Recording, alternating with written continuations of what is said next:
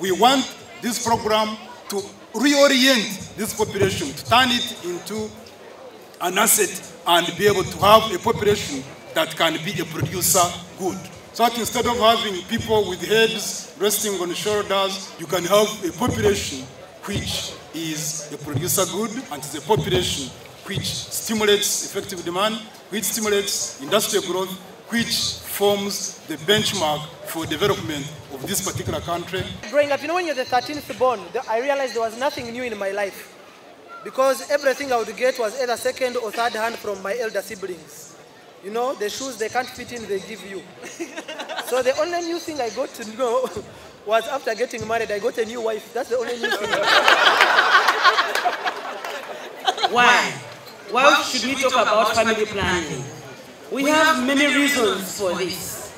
First of all, we are all sexually active human beings. And therefore, because we are sexually active, if we let this biological function go on without any kind of control or responsibility, we could have as many children as we all can. And this means that each of us could have as many as 50 children and more.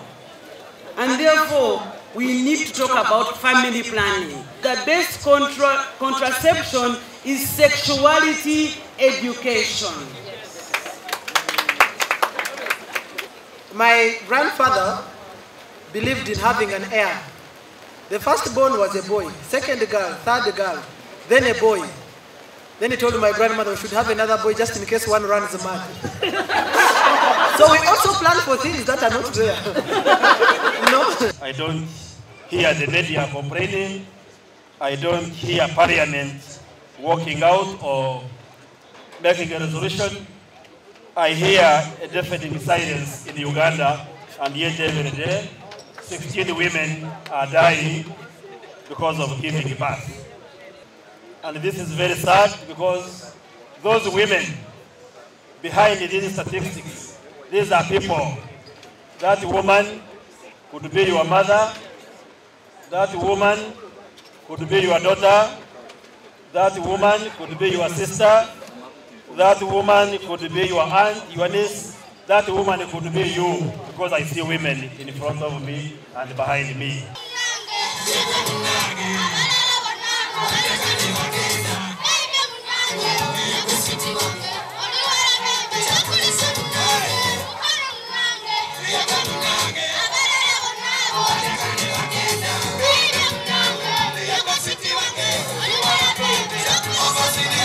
The national youth unemployment rate is 22%. But they are telling us that graduate unemployment is 36%, meaning that it is those who have gone to school the most that are worst hit by unemployment. And that raises serious questions. Radically, right now, we must make the school system productive-oriented.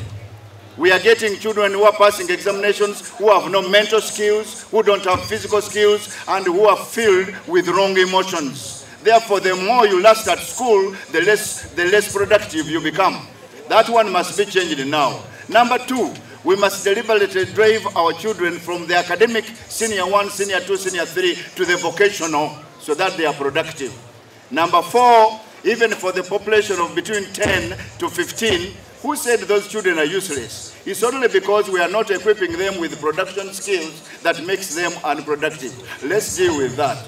Number five, let's turn the home also as a producer of a land person.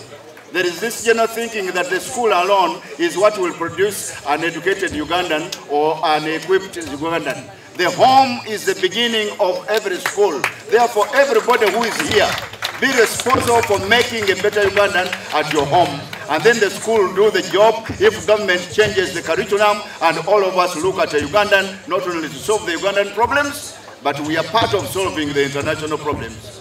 I think that it is important for us to create momentum in about 5 areas for action in order to ensure that this population, which is growing at a very fast rate, is more of quality and not quantity. And these areas, in my opinion, would include: 1, access, if need be, universal access to family planning information and measures by all families in Uganda. Secondly, we must promote and support girls' access to education.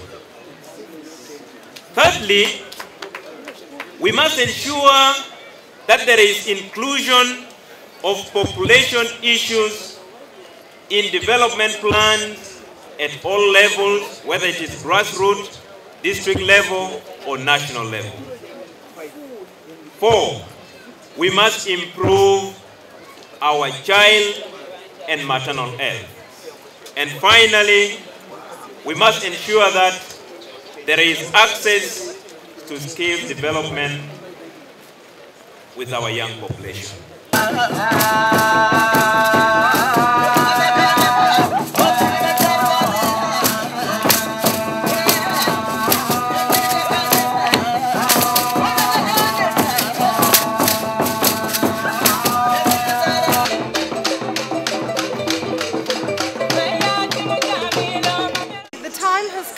To act swiftly to ensure that Uganda can benefit from the full potential of all its people and will not be forever struggling to meet the needs of an expanding population, a challenge that the country is currently struggling to meet.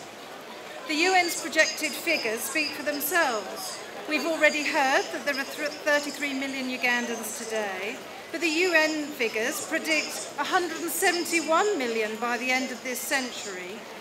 Few countries can maximise the potential of a population of that size.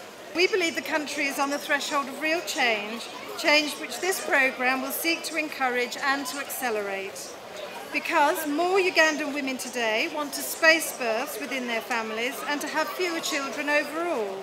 This programme's vision is not only about increasing choice over the rate of population growth so that the demands on future services are within our grasp, it is also about making sure that each of the young people in Uganda today can play a full and productive role in the economy.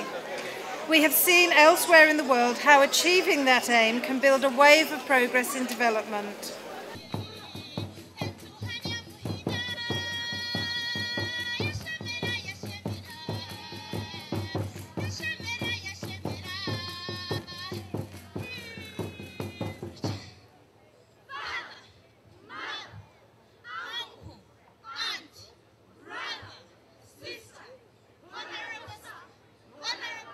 We are committed to supporting the possibilities for each couple, especially women, to plan and decide on the number of children they desire. Secondly, we are also dedicated to contributing to increasing girls' access to education, ensuring that they enroll and complete secondary education. Thirdly, we are dedicated to increase opportunities for young people and vulnerable groups to develop skills and take part in decision-making processes that affect them. Fourthly, we will further support policymakers and community leaders to ensure that population issues are taken into account in development planning at all levels.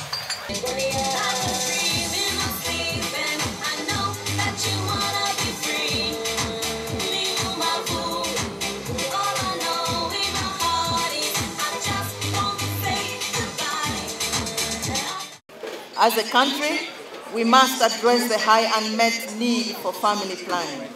About 41% of married women in Uganda want to space or limit birth, but are not using contraceptives. This has resulted in many unplanned, unwanted, and in most cases, very risky pregnancies. Recent research reveals that addressing unmet need for family planning in Uganda alone will avert over 16 million maternal deaths, and more than 1.1 million child deaths by 2015. If Uganda seizes the opportunity and benefits that family planning offers, she can realize many of her development goals and ensure that her people have a high quality of life. The launching of this UN Joint Program on Population is therefore a welcome development. The government is willing and ready to work with all stakeholders and development partners to ensure that population issues are addressed. That's a very unique drumming style.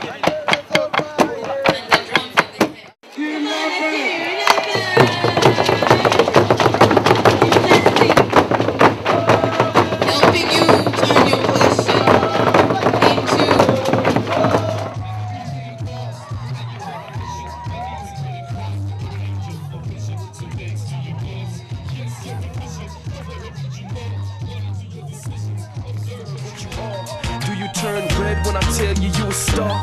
Do you feel a buzz when I say you over par? Chino chika siri na mputu nagende wakoja era mukwano nkugambye tukitya. This is food for thought era oli mukulya. Chino chika nawuliranga bonna yogeranga mukwano nasirikanga.